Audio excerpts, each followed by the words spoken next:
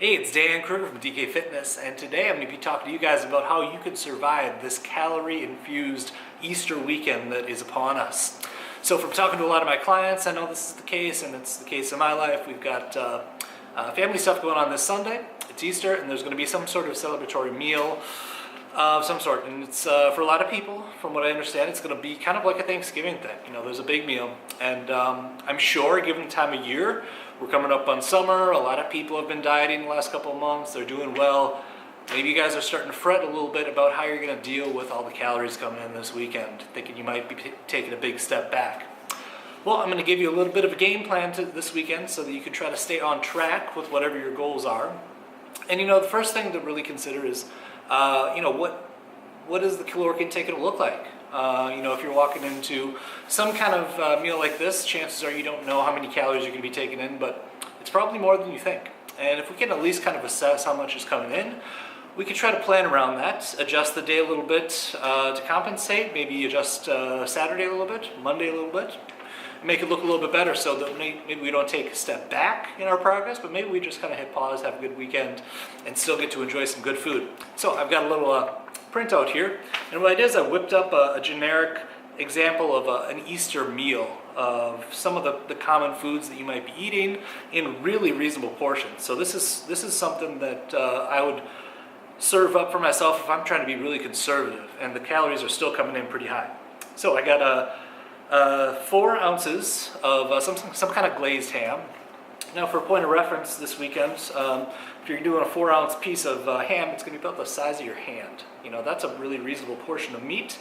You know, that's going to be coming in 200 calories, but really it's the casseroles or the dishes on the side that are really going to get people. So most everyone's going to have some kind of potato dish of some sort, some kind of starchy, cheesy carbohydrate on the side. So I built in a half a cup portion of that, which is, half the size of my fist probably, a little bit more than half the size, but a really reasonable portion when it comes to carbs. I also have a half a cup of some sort of veggie dish in either butter or oil or some sort of tasty fat and then salt and pepper. So a lot of people will have some sort of like green bean casserole or butter covered carrots or something like that. I built in a really light salad, some sort of field greens with a light dressing. I got a roll or some kind of bread, and then also a really reasonable size of cake or a dessert. So something probably, about that big, about that thick, the average size of a piece of cake or something like that. And what those come up to is 1,000 calories. You're getting about 40 grams of protein, 114 grams of carbohydrates, and 50 grams of fat. So if you're trying to be conservative and you're still hitting about 1,000 calories in a single sitting, that's where people get into trouble. They're probably assuming they're eating pretty big, but they don't realize how big. And let's see, you had the actual servings that people are going for. Myself, I'd have probably a cup of the carbs, a cup of everything instead of a half a cup, probably more like 7 or 8 ounces of ham. So, I'd be looking at easily 1,500 calories if I was really trying to enjoy myself in one sitting. So, how do we deal with that? What I would suggest, is if you are a woman trying to lose weight, that's a decent chunk of the day right there, depending on how many calories you're taking in. It's different for everybody, but that's a sizable chunk of the calories you're going to be taking in for the day. So what I would do is I would kind of sandwich it with some really light meals on the side, and then I would also adjust your Saturday eating a little bit from what it normally is, and your Monday eating a little bit from what it normally is.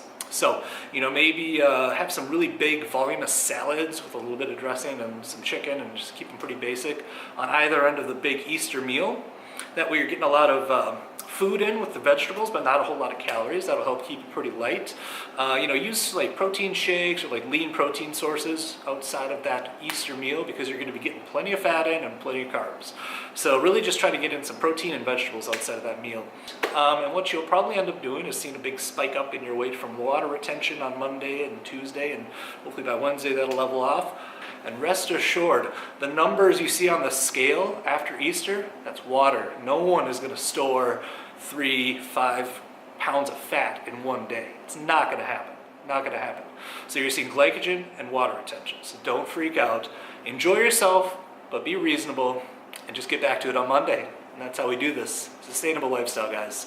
So if you guys got any questions for me, go ahead and shoot me an email. It's in the description below. Hop over to dkrugerfit.com if you want some in-person coaching, if you want to tackle these types of situations one-on-one and get some really specific game plans put together for you. Reach out to me. We'll get you on track. Have a good weekend, everybody.